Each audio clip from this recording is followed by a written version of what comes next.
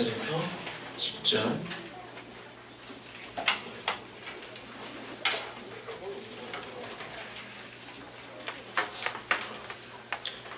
신약성경 190페이지입니다. 사도행전 3장 1절에서 10절까지의 말씀입니다.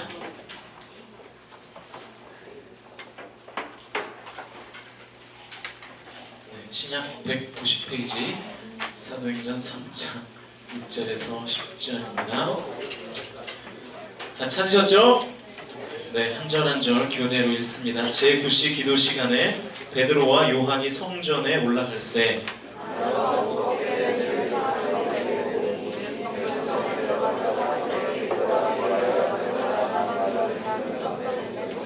그가 베드로와 요한이 성전에 들어가려 함을 보고 구걸하거늘 그가 그들에게서 무엇을 얻을까 하여 바라보거늘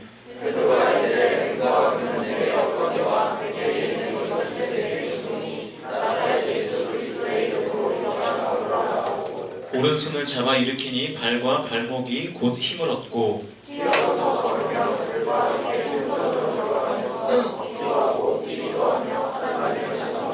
모든 백성이 그 걷는 것과 하나님을 찬송함을 보고 그가 본래 성전 미문에 앉아 구걸하던 사람인 줄 알고 그에게 일어난 일로 인하여 심히 놀랍게 여기며 놀라니라. 아멘. 아멘 합시다. 오늘은 확신으로 살라, 확신으로 살라라는 제목으로 하나님 말씀 증거합니다. 읽어보셨는지 모르겠지만 나의 문화유산 답사기라는 책이 있습니다. 나의 고개를 끄덕끄덕하네요. 읽어봤나봐요. 나의 문화유산 답사기.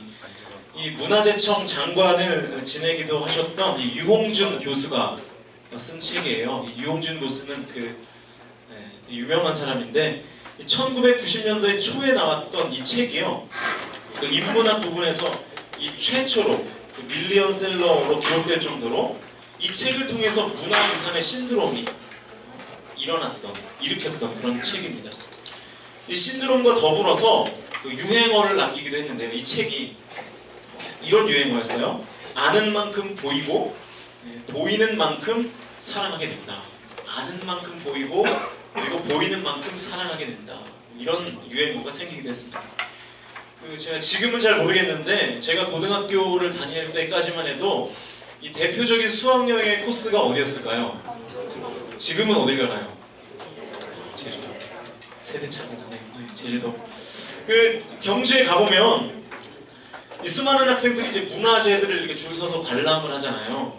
다보탑, 석가탑, 또 뭐가 있나요? 네? 석굴암 뭐 이런 거 있잖아요. 다 가보셨죠? 안 가보신 분 경주? 안 가봤어요? 무더기가 들어오네. 얼른 들어와요. 가보면요, 이렇게 수학여행을 가서 이렇게 보면 그 중에 한 사람도요, 그 문화재의 가치에 감탄을 하면서 불러본 학생들 단 한 사람도 찾아볼 수가 없습니다. 다보탑과 석가탑은 그저 귀퉁이부터 쓰러져가는 그냥 돌탑에 불과하고, 그렇죠? 석굴암의 부처상은 얼굴이 되게 하얗잖아요. 햇빛을 못 봐서 저런 이런 생각이 들고, 이런 농담을 하면서 굉장히 귀했던 그 문화재를 이렇게 관람했던 기억이 저도 있어요. 그냥 감탄하지 않습니다. 왜 그러냐면 감탄을 안 하는 게 아니라 감탄을 못 하는 거예요. 왜 그렇죠? 가치 있는 것을 가치 있게 판단할 수 있는 지식이 없기 때문에, 볼 수 있는 눈도 그럴 마음도 부족하기 때문에 그 귀한 어떤 문화재를 보고도 감탄을 하지 못하는 거죠. 우리가 여행을 가봐도 그렇지 않습니까? 특별히 어떤 역사적인 의미가 있는 나라나 도시들을 갈 때 미리 그 나라와 그 도시에 대해서 공부하고 가면, 그렇지 않은 사람은 그냥 비행기 티켓 끊고 호텔 예약해서 그냥 가는 사람과는 똑같은 나라를 가도 전혀 다른 나라를 보고 오게 되는 거죠. 그러니까 여행의 질이 다른 정도가 아니라 똑같은 나라를 가도 미리 알고 가는 사람과 그냥 아무런 지식 없이 가는 사람은 똑같은 나라를 갔지만 똑같은 나라를 보고 오는 게 아니라는 거죠. 장소는 같은데 전혀 다른 나라를 보고 오는 거죠. 아니면 어쩌면 그 사람은 그 나라를 갔지만 가지 않은 것일 수도 있다는 거죠. 어떤 사람 여행을 뭐하러 갑니까? 먹으러. 그렇죠. 먹으러. 식도락 여행이라는 굉장히 그럴싸한 이름을 붙여서 먹으러 여행을 갑니다. 여러분 담양하면 뭐가 떠올라요? 담양. 네, 그럴 줄 알았어요. 네. 담양하면 보통은 이제 메타세콰이어 길이라든지 뭐 중동원이라든지 이런 걸 떠올려야 좀 맞을 것 같은데 바로 떡갈비. 우리 공동체는 이게 먹는 게 우상이 돼가지고 떡갈비가. 또 뭐가 떠오르죠? 그냥 밥인데 무슨가? 그렇죠. 죽통밥. 네. 죽통밥 이렇게 대나무 이렇게 가지에 밥 담아가지고 먹는 거. 물론 그 지역의 맛있는 것을 먹는 것도 여행의 일부이긴 하죠. 그리고 여행의 굉장히 즐거움이기도 한데, 근데 사실 요즘은요 떡갈비 서울에도 많이 팔아요. 아시죠? 네, 서울에도 다 싸게 팔고 죽통밥도 다 팝니다. 네, 다 먹을 수 있어요. 제가 춘천에서 닭갈비 먹어보니까 영등포에 있는 육안의 닭갈비가 훨씬 맛있어요. 더 싸고. 그렇더라고요. 먹어보니까. 그러니까 여행이라는 것은 물론 그 지역의 맛을 아는 것도 중요하지만 더 중요한 거는 그 지역의 멋이 무엇인가를 아는 것이 사실은 더 중요하지 않을까 그런 생각을 합니다. 삶의 모든 게 다 마찬가지예요. 알고 보느냐, 알고 가느냐, 그렇지 않느냐가 달라지게 된다는 거죠. 미술도 마찬가지고, 우리 공동체 음악하는 사람들 많은데 음악도 마찬가지 아니에요? 뭔가 그 알고 듣는 음악과 모르고 듣는 음악, 그죠? 메시아 이런 거를 알고 들을 때와 모르고 들을 때, 물론 메시아가 뭔지를 다 모르지만 그럴 때 우리가 그 곡이 갖는 의미를 제대로 모르지 않습니까? 달라지죠. 언어도 마찬가지고, 제가 몇 년 전에 그 아마추어 화가들이 모여있는 전시회를 갔었는데 분명히 미술 전시회인데요, 그림은 전혀 없고 하얀색 도화지에 빨간 글씨로 그럼에도 불구하고 이렇게 써있는 거예요. 그럼에도 불구하고 한글만 써있어요. 그림이 없어요. 그런데 그거를 그림이라고 전시를 이렇게 해놓은 거예요. 그래서 제가 속으로 무슨 그림이 이래, 밑에 작품 설명도 없고 그냥 8자만 덩그러니 쓰여있어요. 그럼에도 불구하고. 대충 둘러보고 나오다가 이 출입문 쪽에서 전시하고 있는 그 그림들에 대한 설명이 나와있는 팜플렛을 들고 이제 전시회장을 빠져나왔습니다. 나와서 이제 뒤적뒤적하면서 그 그림, 그럼에도 불구하고라고 써있는 그 그림이 과연 무슨 뜻일까를 찾아봤는데 딱 2글자가 쓰여져 있는 거예요. 딱 2글자. 제가 가던 발걸음을 멈춰서 다시 그 그림을 보러 갔습니다. 그 그림 같지만 그림 아닌 그림 같은 그 그림을 보러 제가 다시 갔어요. 뭐라고 써있다고요? 그럼에도 불구하고. 작품 설명이 뭐였을 것 같아요? 작품 설명이 딱 2글자였어요. 사랑. 벌써 어가 나오죠. 네. 뭔가 이렇게 옳은 게 있죠. 제가 그 그림을 한참 동안 찾아봤습니다. 그 작품 설명을 알고 난 다음에 그 그림을 보니까 뭔가 큰 깨달음이 생기더라고요. 이게 사랑이구나. 그때 제가 큰 깨달음을 얻었던 기억이 있습니다. 여러분 잘 보세요. 알면요, 남들은 보지 못하는 것을 보게 되고요, 또 깨달음이 생기게 되고, 깨달음이 생겨서 더 큰 확신을 갖게 되고, 그 확신을 가지고 살아갈 때 그 사람이 승승장구하는 인생을 사는 것입니다. 그래서 그 확실한 것에 매료될 필요가 있어요. 우리가 확실한 것에. 그리고 그 확실한 것에 우리가 투자를 하는 거죠. 우리의 삶을.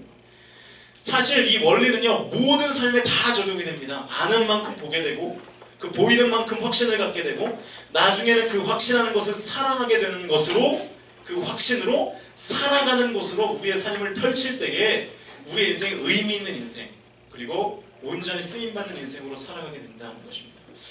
지금 여러분의 인생은 어떤 확신을 가지고 사십니까? 더 거칠게 얘기하면 여러분의 인생을 어디다 걸고 있나요? 무엇에 걸고 있습니까? 확신하는 것에 걸어야죠. 확신하는 것으로 살아야죠.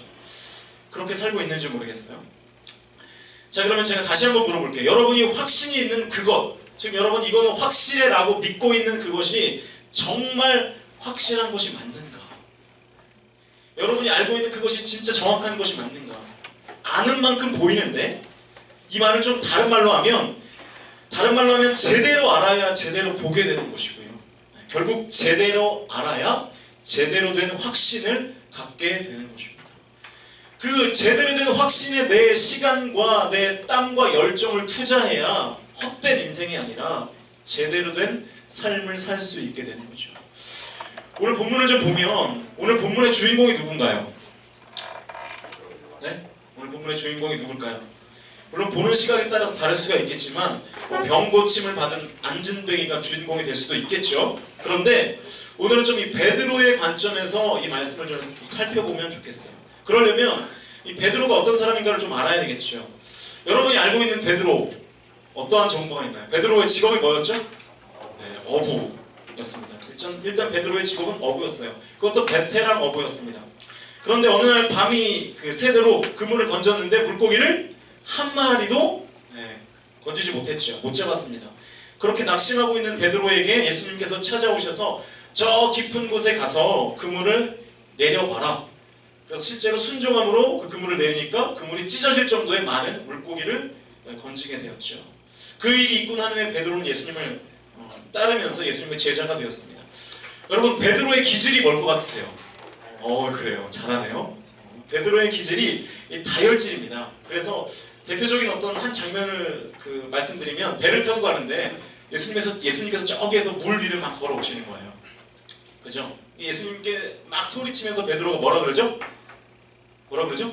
나도 물 위를 걷고 싶습니다. 그러면서 실제로 배 밖으로 나와요. 간이 배 밖으로 나와가지고 실제로 배 밖으로 나옵니다. 그래서 물 위를 걸었어요? 못 걸었어요? 네, 한 두 발짝? 몇 발짝 걷다가 다시 믿음이 약해져서 빠지죠.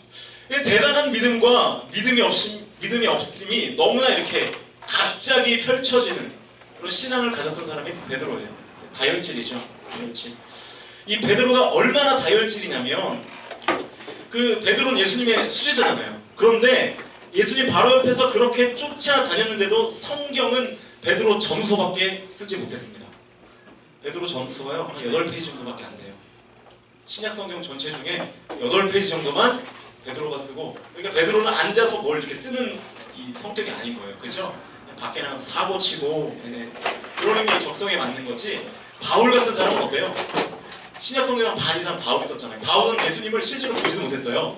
그냥 환상 중에 다메섹 도사님 환상 중에 만났지 실제로는 보지도 못했는데 성경 중에 한 반 이상을 바울이 썼어요. 거의 다 썼어요, 바울이. 그러니까 기질마다 사람이 다른 거죠.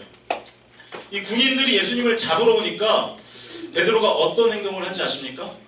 그 군인 중에 한 명의 칼을 들고 있다가, 사시미를 들고 있다가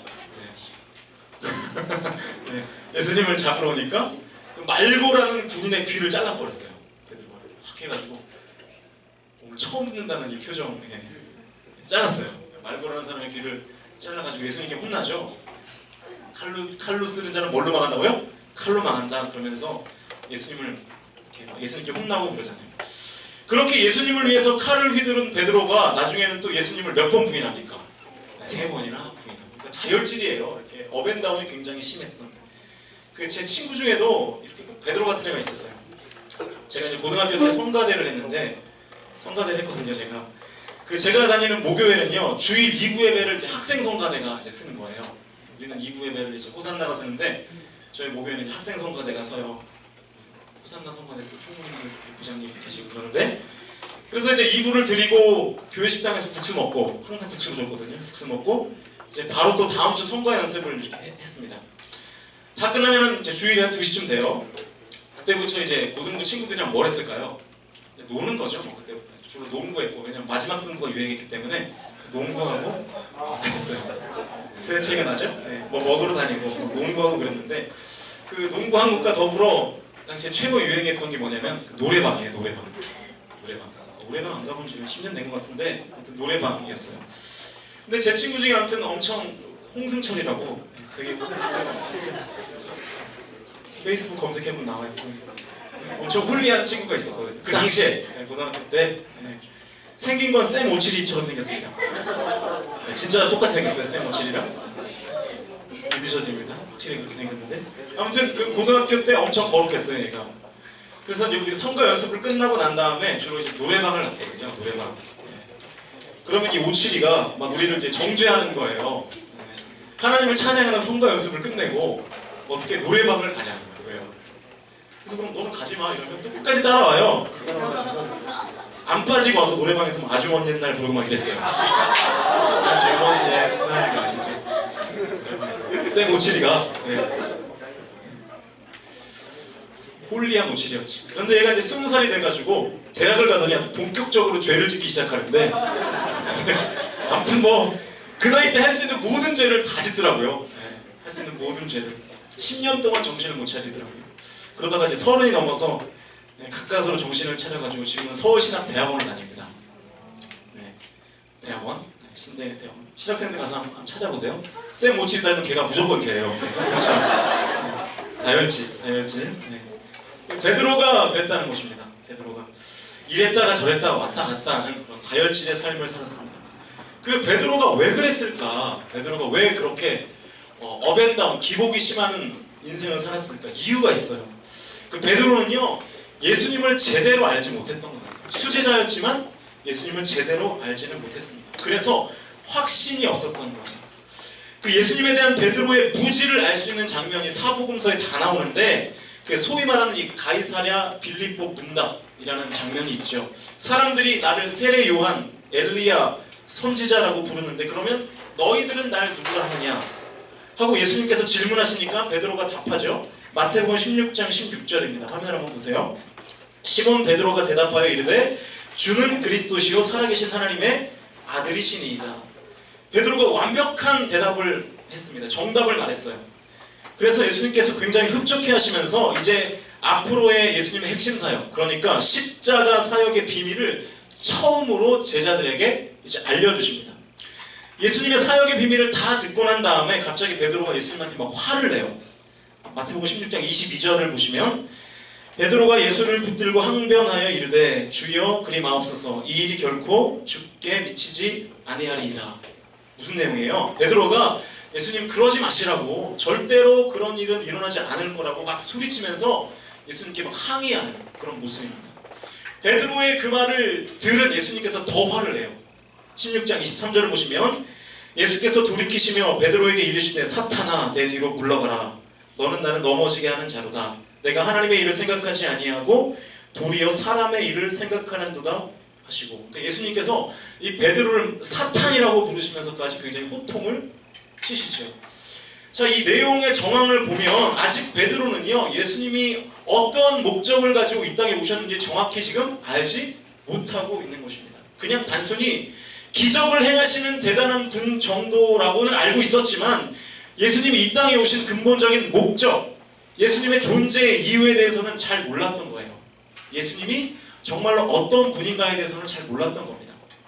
이랬던 베드로가 예수님이 십자가에 달려 돌아가시고 3일 만에 부활하신 그 주님을 다시 만나면서, 그리고 예수님이 승천하시고 사도행전으로 넘어가서 오순절 마가의 다락방에서 성령의 충만한 임재를 경험하고 난 다음부터 이 베드로의 삶이 완전히 달라지기 시작합니다. 달라진 베드로의 모습이 바로 오늘 본문의 내용이에요.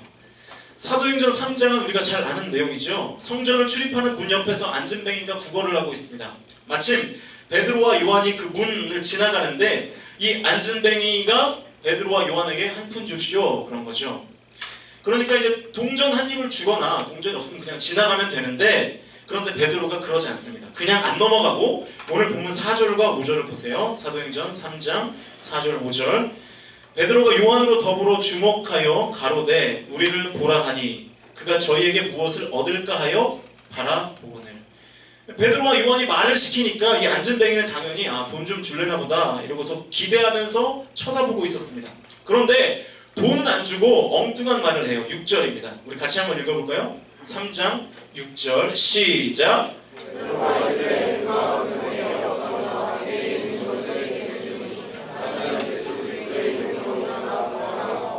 네, 무슨 내용이에요?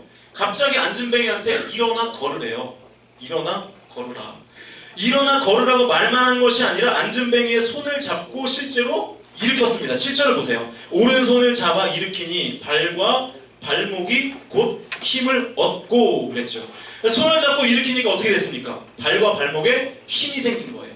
계속해서 8절, 9절, 10절을 보시면 뛰어서서 걸으며 그들과 함께 성전으로 들어가면서 걷기도 하고 뛰기도 하며 하나님을 찬미하니 모든 백성이 그 걷는 것과 및 하나님을 찬미함을 보고 그 본래 성전 비문에 앉아 구걸하던 사람인 줄 알고 그의 당한 일을 인하여 심히 기이 여기며 놀라니라. 그러니까 기적이 일어난 거죠. 기적.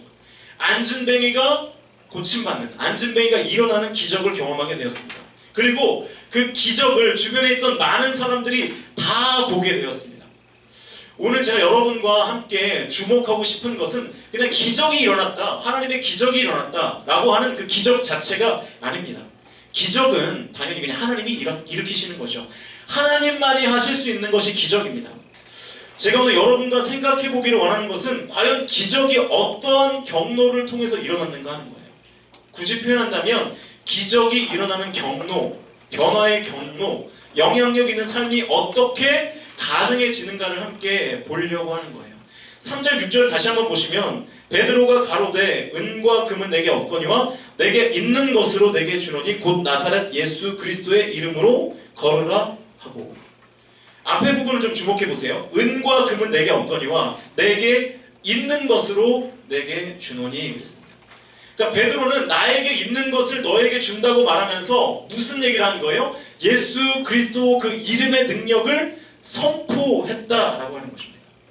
여기서 이 내게 있는 것이라는 표현을 영어 성경으로 보니까 have라고 표현했어요. have. 그러니까 가지고 있다. 내게 있는 것, 가지고 있다, 그런 뜻이죠. 그러니까 내게 있는 것, 내가 가지고 있는 것은 예수 그리스도다, 이 말이 되는 거죠. 내가 가지고 있는 것은 예수 그리스도다. 난 은과 금은 없지만 내가 분명하게 확실하게 가지고 있는 것이 있는데 그것이 바로 예수 그리스도라는 거예요. 바로 이 확신이 기적을 일으키는 통로가 되는 것입니다. 한 사람을 변화시키는 동력이 되는 것입니다. 영향력 있는 인생의 베이스, 이 기초가 되는 것입니다. 예수 그리스도의 능력을 확신하니까 자신 있게 그 안진뱅이에게 일어나 걸으라고 선포할 수 있었고, 실제로 그 안진뱅이의 손을 잡아서 일으키는 행동까지 할 수 있었던 것이죠. 예수님에 대한 그 확신이 하나님의 기적을 부르는 통로로 사용되게 된 것입니다. 좌충우돌, 다혈질, 그리고 실패의 아이콘으로 살았던 베드로는 예수 그리스도를 제대로 알지 못했습니다. 그러나 예수님에 대한 확신을 갖게 된 베드로는 다시 다른 사람으로 변화될 수 있었다라고 하는 것이죠. 부활하신 주님을 만나고 오순절 마가의 다락방에서 이 불의 혀 같은 성령의 임재를 경험하면서 베드로에게 예수님에 대한 확신이 생긴 것입니다. 예수는 그리스도이시구나. 예수님은 능력의 주님이시구나. 예수님이 바로 우리의 인생의 주관자이시구나 하는 그 확신. 베드로의 그 확신이 하나님의 기적으로 이어졌고요. 안진뱅이와 그 주변에 있는 많은 사람들에게 그 확신이 전용되었습니다. 여러분, 오늘 본문 뒤에 3장 11절부터 쭉 보시면 베드로의 설교가 나와요. 그런데 이 베드로의 설교가 너무나 확신에 찬 설교입니다. 주저함이 없습니다. 막힘이 없어요. 확신에 가득 찬 설교였습니다. 그랬더니 엄청난 부흥이 그 자리에서 막 일어나게 되었습니다. 5,000명이 한꺼번에 그 자리에서 예수님을 믿게 되는, 예수님을 인생의 구주와 주님으로 영접하는 놀라운 기적과 같은 부흥이 일어났습니다. 당시에 이 타락한 종교 지도자들이 이 베드로의 이 모습에 굉장히 놀랍니다. 그래서 사도행전 4장 13절을 보세요. 화면을 보시면 저희가 베드로와 요한이 기탄 없이 말함을 보고 그 본래 학문 없는 범인으로 알았다가 이상히 여기며 또 그 전에 예수와 함께 있던 줄도 알고 그랬습니다. 베드로가 이 기탄 없이, 그러니까 단 1초도 주저하지 않고 예수 그리스도를 힘있게 증거했습니다. 그랬더니 종교 지도자들이 지금 이렇게 말하는 거예요. 저 학문 없는 범인으로 알았는데 이상하다. 무식한 놈인 줄 알았는데 왜 저리 말을 잘하지? 라고 이상히 여기고 있는 것입니다. 여러분, 베드로가 어떻게 이렇게 확신에 찬 어조로 말할 수 있었습니까? 당연한 거죠. 예수님을 성령의 임재를 통해서 경험하고 그 안에 확신이 자리 잡고 있기 때문에 자신 있게 예수 그리스도를 선포할 수 있었던 거죠. 확신이 있으니까. 여러분은 지금 여러분이 믿고 있는 하나님의 인도하심, 그리고 하나님의 능력, 그리고 하나님의 보호하심을 확신하고 있습니까? 우리가 신앙생활을 하는데 과연 우리 안에 예수님에 대한 그 확신이 있냐라고 하는 것입니다. 혹시 하나님 말고 이 땅의 다른 것을 더 확신하면서 살아가는 것은 아닌가 하는 것이죠. 아니, 더 근본적으로 접근해보면 하나님보다 나 자신을 더 확신하면서 우리가 살아가는 것은 아닌가. 중요한 것이 뭡니까? 그 확신이 정말 근거가 있냐는 거예요. 여러분이 나 자신을 확신하고 살고 있다면 나 자신을 확신하는 근거가 어디 있냐는 거예요. 근거가. 어느 책에 보니까 뭐 이런 글이 있더라고요. 뭐 하루살이에 관한 내용인데요. 한번 들어보세요. 겨울 하루살이에게 인생을 물으면 이렇게 대답한다. 춥다. 여름 하루살이에게 인생을 물으면 이렇게 대답한다. 뭘까요? 네, 덥다. 네. 하지만 사계절을 다 살아본 우리는 늘 자신 없는 목소리로 이렇게 대답한다. 인생 잘 모르겠다. 생각은 왜 그렇게 많은지, 확신은 왜 그렇게 없는지 라는 글이, 짤막한 글이 있더라고요. 사실 그렇죠. 우리가 인생을 살다 보면 점점 더 많은 것들을 깨우쳐가고 알아가기보다는 오히려 이 땅에서의 삶이 점점 더 미궁 속에 빠져들어가고 잘 모르겠다라는 생각을 가질 때가 얼마나 많습니까? 그것이 사실 솔직한 우리의 마음이죠. 여러분은 정말 여러분이 그동안 했던 그 경험을 확신하고 계십니까? 어떤 사람은 그런 말을 해요. 그동안 내가 경험했던 대로만 살면 난 평생 행복할 거예요. 그걸 어떻게 확신할 수 있나요? 지금 내가 가지고 있는 삶의 틀만을 잘 유지하면 나는 분명히 행복하게 살 수 있어. 대체 무슨 근거로 그런 확신을 우리가 가질 수 있는 건가요? 그리고 그 틀을 유지할 수 있다는 그 근거 없는 자신감이 어디서부터 나오는가? 내가 나의 인생을 만들어갈 수 있다는 이 잘못된 확신, 그 착각을 먼저 깨는 것, 그것이 신앙생활의 첫 걸음입니다. 인생은요, 하나님이 이끌어 가시는 거예요. 구주와 주님 되시는 그 예수님이 나의 인생을 이끌어 가시는 거지, 내가 어떤 틀을 만들어 놓고 그 틀 가운데 내가 살아간다고 해서 그 틀이 절대로 깨지지 않으리라는 그 확신은 근거 없는 확신이라는 거죠. 우리는 다 이렇게 확신하면서 살아요. 서울대 가면 성공한다. 그죠?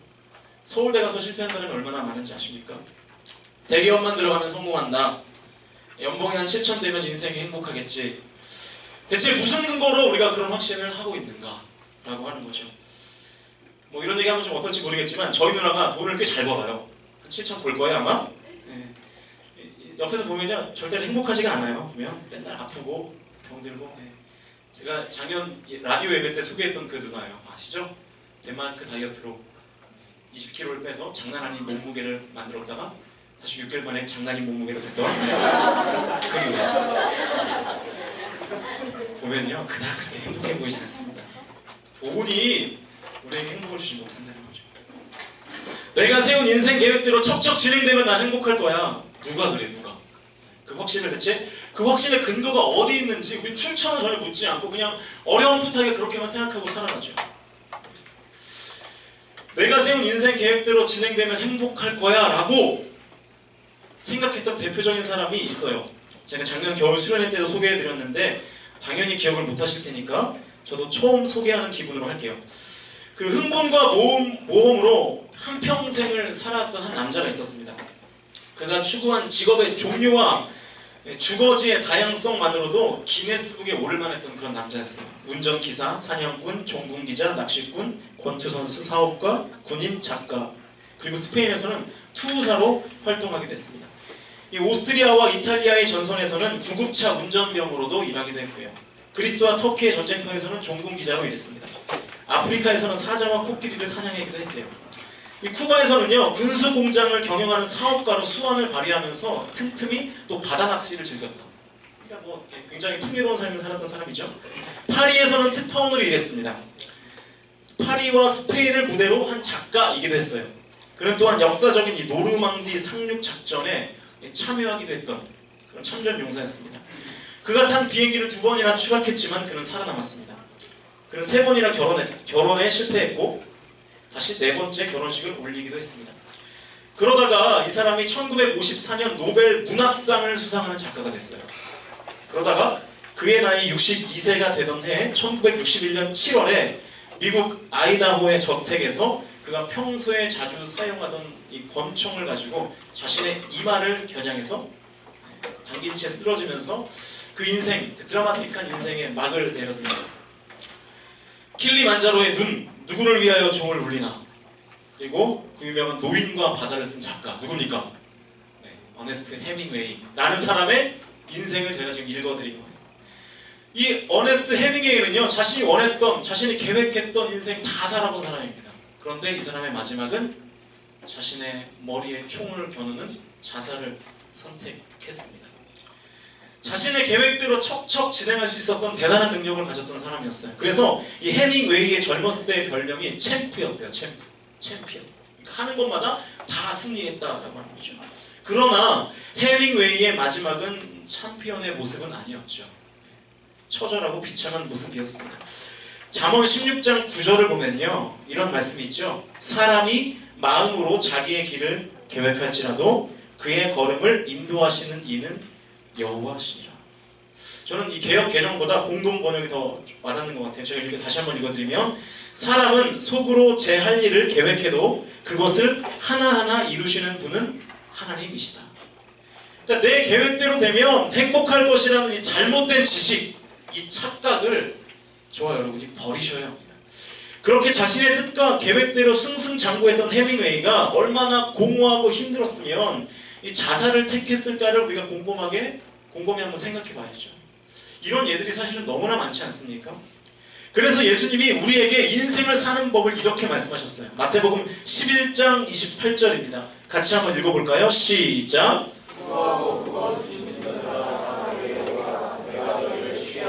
네, 예수님을 확실하게 믿고 모든 것을 주님께 맡기면서 가면 우리의 영혼이 쉬게 되고 만족과 평안이 찾아오게 된다는 거죠. 예수님께서 직접 말씀하신 거예요. 여러분이 정말 하나님을 믿는다면, 예수님을 믿는다면 이대로 한번 살아보십시오. 여러분의 삶이 어떻게 달라집니까? 이제 함께 찬양하면서 기도할 텐데, 여러분, 우리가 성경을 왜 더 읽고 우리가 왜 더 성경을 연구해야 하는 걸까요?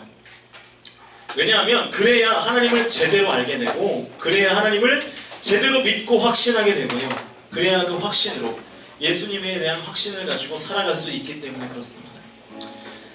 디모데후서 3장 14절에 보면 너는 배우고 확신한 일에 거하라 이렇게 말씀하셨어요. 너는 배우고 확신한 일에 거하라. 저와 여러분이 예수님을 확신하시면서 사시기를 주님의 이름으로 축복합니다. 여러분, 우리가 어떤 확신으로 살아야 될까요? 내가 가진 것이 아니라 예수님, 예수님의 인도하심이 날 보호하시고 내 삶을 온전하게 이끌어 가실 것이라는 그 확신으로 사는 것이 저와 여러분의 크리스천의 삶입니다. 나를 확신하는 것이 아니라, 내 인생 계획을 확신하는 것이 아니라 주님을, 더 구체적으로 얘기하면 예수님이 내 인생의 주인이 되셔서 나를 온전한 길로 이끌어 가실 것을 확신하고, 그 확신으로 살아갈 때 주님께서 내 삶에 쉼과 평안을 주시는 그 은혜를 우리가 그때야 비로소 경험하게 되는 것입니다. 바라기는요, 우리 공동체가 예수님에 대한 이 확신이 여러분에게 생겨나기를 바라고요. 그 확신으로 살 때에 하나님께서 여러분의 인생을 들어쓰시고 여러분의 삶 가운데 만족과 평안을 허락하시는 그 주님의 능력과 예수 그리스도의 은혜를 저 여러분의 삶 가운데 경험하게 되시기를 주님의 이름으로 축복합니다. 이제 우리 함께 찬양하면서 기도하겠습니다. 전능하신 나의 주 하나님은, 우리 함께 찬양합니다.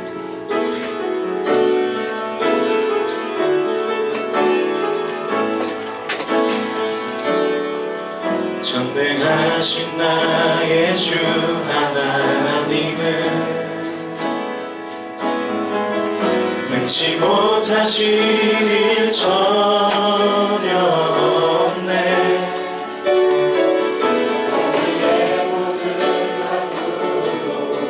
우리의 모든 생각도, 우리의 모든 꿈과 모든 소망도 신실하신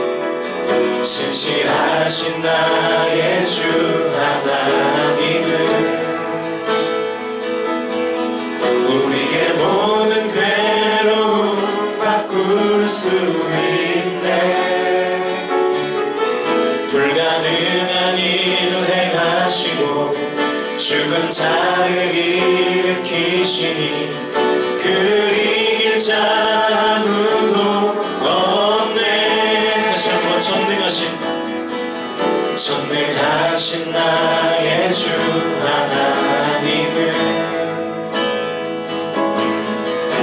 잊지 못하실 일 전혀 없네. 우리의 모든 간구도 우리의 모든 생각도 우리의 모든 꿈과 모든 소망도 신실하신 나의 주 하나님은 우리의 모든 괴로움 바꿀 수 있네.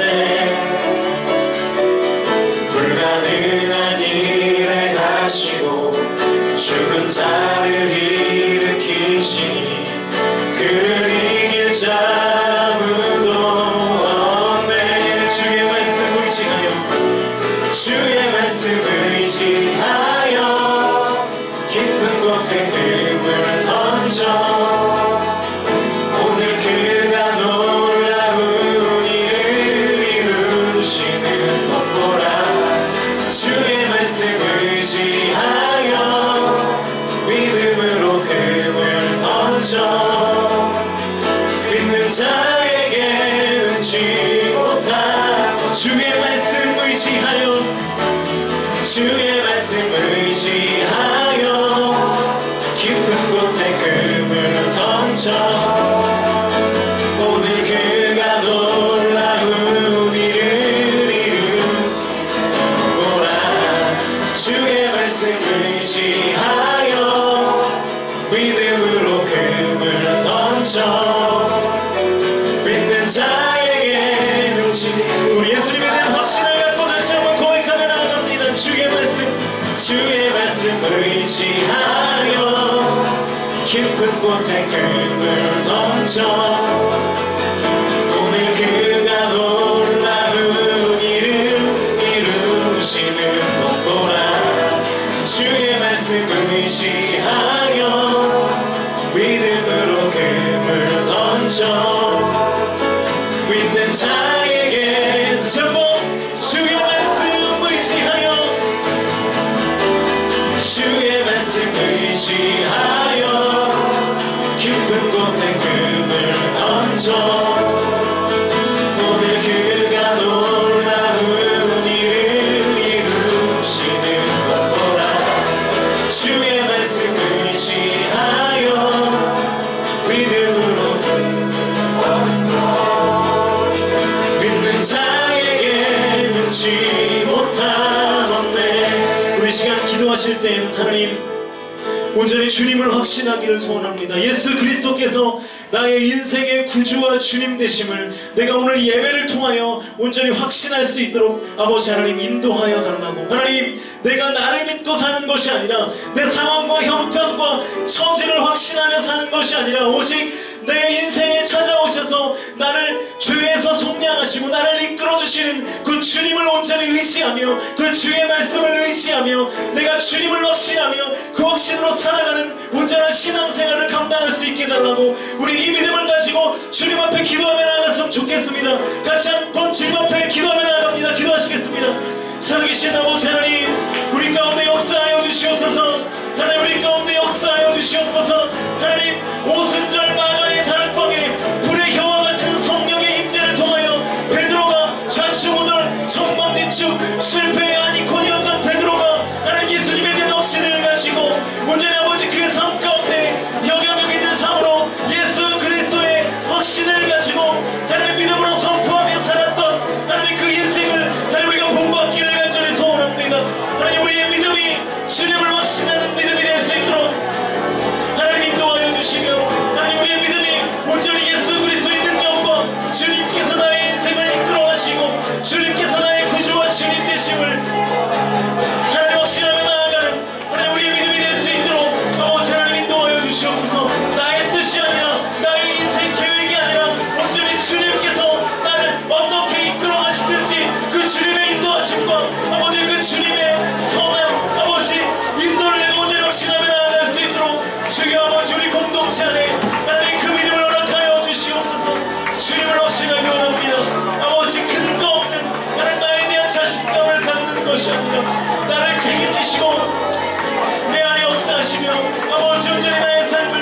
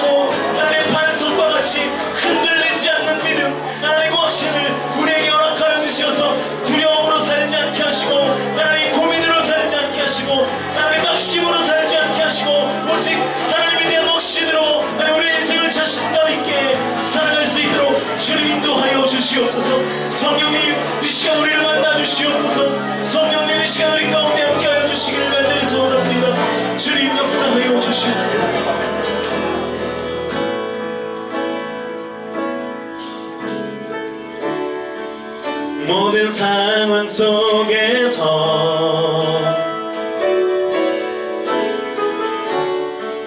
주를 찬양할지라.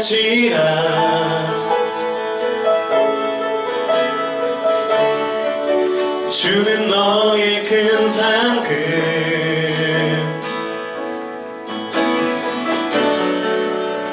큰 도움이시라.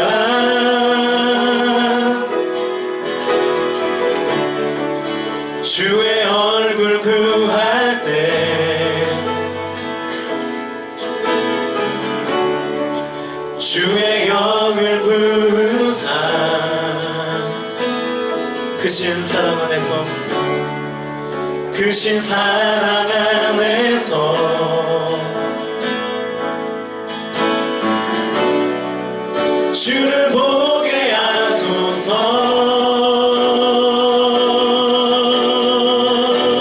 내 영혼이 확정되고 내 영혼이 확정되고 확정되어 싸우니 믿음의 눈 들어 주를 바라봅니다. 내 영혼이 확정되고 확정되어 싸우니 믿음의 눈 들어 주를 바라. 우리 믿음으로 선포하시면서 찬양합시다. 내 영혼이 확정되고 내 영혼이 확정되고 확정되어 싸우니 믿음의 눈 들어 주를 바라봅니다. 내 영혼이 확정되고 확정되어 싸우니 믿음의 눈 들어 주를 바라봅니다. 다시 한번 우리 선포하시면서 내 영혼이 확정되고 내 영혼이 확정되고 확정되어 싸우니 믿음의 눈 들어 주를 바라봅니다. 내 영혼이 확정되고 확정되어 싸우니 믿음의 눈 들어 주를 바라봅니다. 우리 시간 다시 한번 기도할 때에는 나의 영혼이 주님으로 인하여 확정되고 확정되었음을 믿음으로 선포하면서 나아갑시다. 내가 지금 두려워 떨고 있는 이유가 무엇입니까? 내가 불안해하고 있는 이유가 대체 어디에 있는 것입니까? 주님께서 나를 확정하셨는데 내가 무엇으로 인하여 두려워하며 내가 무엇으로 인하여 주저하며 내가 무엇으로 인하여 근심하며 걱정하고 있습니까? 이 시간 나의 모든 상황과 환경을 놓고 믿음으로 선포합시다. 나의 영혼이 확정되었다. 주님께서 이미 나를 주의 보혈로 인쳐주셨다. 그러므로 나는 흔들리지 않는다고 믿음으로 확신하며 우리 주님 앞에 선포하며 다시 한번 기도하며 나아가시겠습니다. 기도하시겠습니다. 살아계신 아버지 하나님, 살아계신 아버지 하나님, 나의 영혼이 확정되고 확정되었음을 나를 믿음으로 선포하며 나아갑니다. 주의 아버지 하나님 인도하여 주시어서 내가 두려움으로 살지 않게 하시고 하나님 내가 불안함으로 살게 하지 않게 하시고 아버지 하나님 내가 주저함으로 사는 것이 아니라 아버지 온전히 나의 영혼을 확정하신 그 주님의 아버지 능력으로 아버지 나의 영혼을 확정하신 그 아버지 하나님의 능력으로 하나님 살아갈 수 있도록 주여 아버지 역사하시고 인도하여 주시옵소서. 성령님 우리가 아버지 불안하고 초조하고 근심과 걱정 가운데 살아가는 것이 아니라 하나님께서 나를 확정하셨음을 믿고 주님께서 나를 인쳐주시고 주의 보혈로 나를 아버지 인쳐주셔서 나의 삶을 이끌어가시고 나를 푸른 초장과 나를 쉴만한 물가로 인도하시는 그 주님을 확신하며 살아갈 수 있도록 하나님 인도하여 주시옵소서. 하나님 성령께서 우리 안에 충만케 역사하여 주시기를 간절히 소원합니다. 하나님 이 시간 믿음으로 선포합니다. 두려워하는 모든 것들을 떠나갈지어다. 하나님 믿기를 방해하는 모든 것들을 떠나갈지어다. 나를 근심케 하고 나를 주저앉게 하며 나를 넘어뜨린 모든 악한 마귀의 권세들아 나사렛 예수 그리스도 이름으로 명하노니 떠나갈지어다. 이 시간 아버지 나의 영혼이 확정되고 확정되었음을 하나님 믿음으로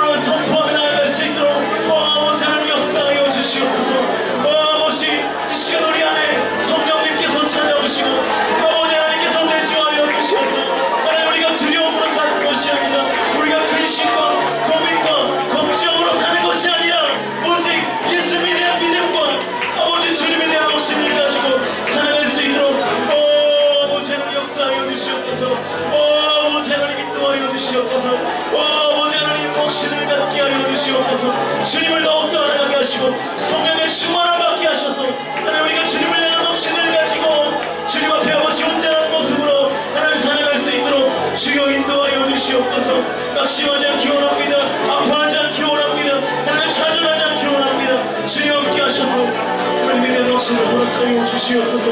오 아버지 하나님, 살아계신 주님, 우리가 두려워하는 그 근거가 무엇입니까? 근거도 없는 그 두려움 가운데 우리가 사로잡혀 살고 있지 않습니까? 하나님, 주님께서 나의 인생의 구주와 주님 되심을 확신하며 그 확신 가운데 살아갈 수 있도록 인도하여 주시옵소서. 베드로와 같이 일어나 걸으라고 자신있게 명하는, 그리고 많은 사람들에게 자신있게 설교했던 그 베드로와 같이 우리의 삶 가운데 내가 주님에 대한 확신을 가지고 믿음으로 선포하며 나의 상황들을 꾸짖고 나의 기복이 심한 감정들을 꾸짖고 온전히 하나님께서 나와 함께 하심을 믿고 그 확신으로 하루하루를 자신있게 살아가는 우리들 공동체의 모든 지체들 될 수 있도록 주님 인도하여 주시옵소서. 감사드리며 우리 가운데 확신으로 거하시는 예수 그리스도 이름으로 간절히 기도하옵나이다. 아멘.